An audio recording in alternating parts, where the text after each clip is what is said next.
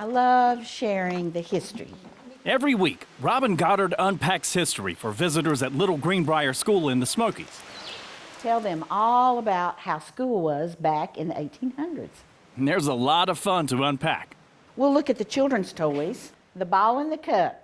Throw it up, catch it. There it is.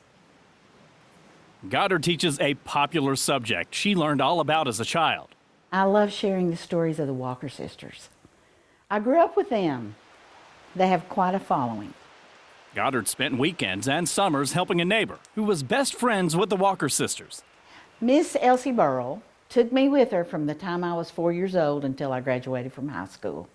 Working, and working. And there was plenty of work helping a group of sisters famous for living like their ancestors and refusing to leave their family home even after it became a national park. They were proud of their land. The connection went back many generations. The strongest connection was with the homestead, where their dad, John Walker, built a two-story addition for his wife, and then built a family of 11 children, 4 boys and 7 girls. Very crowded, and you have to learn to get along. They were self-sustaining farmers. They had big gardens. He had big apple orchards. And anytime you see pictures of him, you see him with an apple or cherries. The fruits of John Walker's labor include building the Little Greenbrier School where his children were educated. His sons took their learnings out into the world and started their own families. But most of his daughters put their teachings to use at home. Margaret is the oldest. She ruled the roost. She told you what to do and when to do it, and you did it. She presented this demeanor about her that they had to take care of their home place. If you go out and get married, who's going to help me take care of it?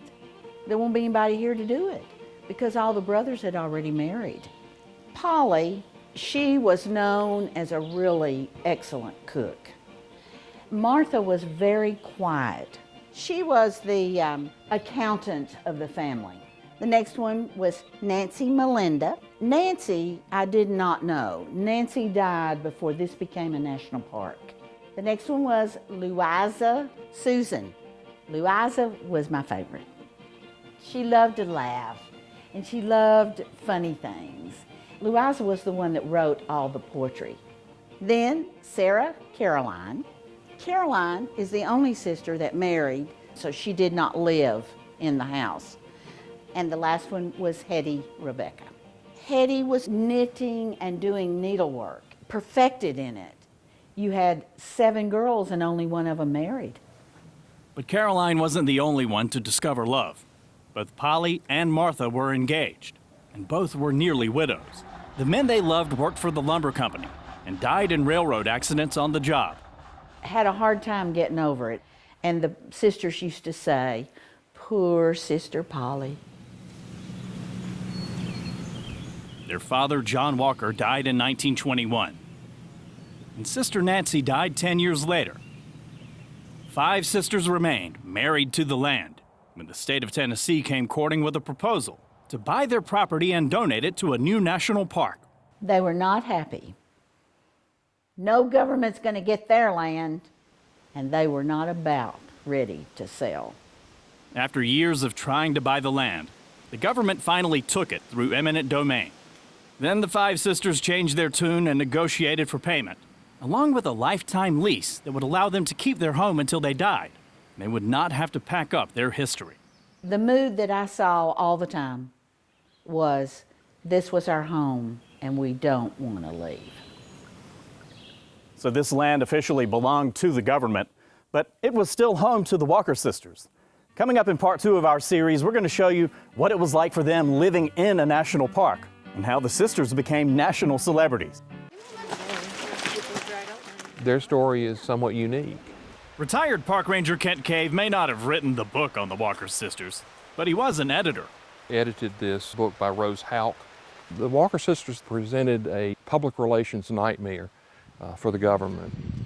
In the early days of the park, the sisters held out on selling their land, but time eventually ran out. The park had already been established. In 1941, their 122 acres became National Park Service property. The superintendent was very much worried about the image that the park would have, to be seen as throwing out 5 elderly spinster ladies living in a log cabin. So the government paid the Walkers for the land and agreed to let them stay on the property until the last sister died. But living in the park meant following park rules. The problem with staying on it is that you were so restricted, you had no real way to make a living if you were a farmer. Still, the sisters held on to as many of the old-time ways as they could. There was no electricity, no bathroom. The only running water was from a cool spring. There's a spring house there, a very fine spring house. The spring house was the refrigerator, what kept everything cold and fresh and preserved. These sisters, living like the olden days, got older. Polly died in 1945.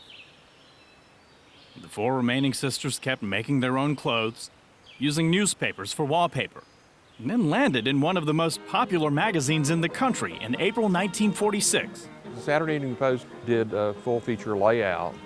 They were instant movie stars, and all the visitors that would come want to see those old ladies and how they were living like the 1800s. Tourists came knocking, and so did a new business opportunity. The sisters sold rag dolls, baskets, and even Louisa's poetry. The visitors bought the souvenirs that they made, and it gave them a little extra cash money that they could buy hats to wear over to church on Sunday. But 5 years after these sisters found fame, Hetty and Martha had died. Only Margaret and Louisa were left. They felt like they couldn't keep up. Louisa asked the park superintendent to have a sign put up to keep visitors away because, as she said, they could no longer do their work because they were overrun. But the sign did not stop the sisters from being gracious hosts. They had visitors anyway. It didn't stop visitors. If you were there at mealtime, you ate, and they would be offended if you didn't. Everybody ate. Didn't matter if you knew them or not. Final meals and visits came in the 1960s. Margaret died in 1961, Louisa in 64. And all their headstones, side by side, say sister. A devotion chiseled in stone that was a decision, just like how they chose to live in an old log cabin. Not because they had to, because they wanted to. A point those who knew them say should never be edited out of their stories.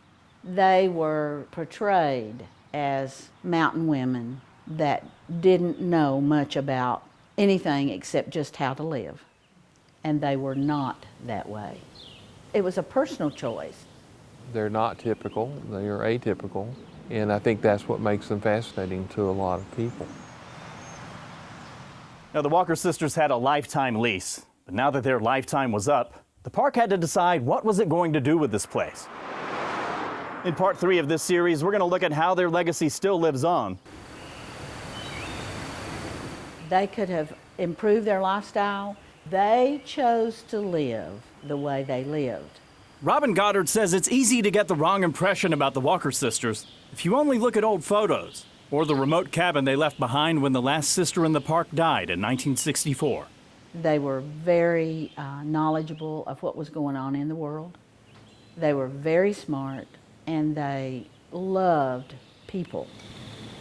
Above all, they loved their home, and the park had to decide what to do with it after the last sister died. They hoped that the park would take care of it. So in the 1970s, the park preserved some of these old buildings, including the main house, where you can still walk from the kitchen to the porch to the one other downstairs room, plus a ladder up to the second story that is far from a penthouse. But the buildings are not the only thing saved from the Walker sisters. Great Smoky Mountains Association funded the purchase of artifacts that belonged to the Walker sisters, some 4,000 items. Those items are preserved in a temperature-controlled archives building in Townsend, with everything from the sisters' clothes to handmade baskets. Oh, they're all just spectacular. It's amazing to see this collection. They also made these tiny baskets that they would sell as souvenirs. Valerie Polk works as a videographer for the nonprofit Great Smoky Mountains Association. But her story is interwoven with the Walker legacy in another way. My great-grandmother is over here, Caroline Walker Shelton, the only one of John Walker's daughters who married. And the man Caroline developed a relationship with, Jim Shelton, developed some of the best early photographs of the Walker sisters and the Smoky Mountains in general. How fortunate are we that he had a camera, that he found that as a hobby that he wanted to do. I come across pictures that he had taken, and it's really touching. The hollow chestnut tree shows my grandmother, both of her sisters, and her brother and her mother. I have lots of cousins out there who are also related to the Walker sisters. The sisters' legacy lives on in photographs, relatives, and old buildings, and the buildings are preserved better than most. One of the nice things about going to the Walker sisters' cabin is that it takes some effort to get there. So those people who are willing to make that trip generally are people who will appreciate it more and not do damage to the structures. While this remote location may mean less vandalism, it may also give the false impression they were isolated. This hiking trail used to be a normal road. Anyone could easily drive to see the ladies who lived in the park. They delivered right to the front door. And if the mailman delivered and brought it in the house for them, they got a fried apple pie.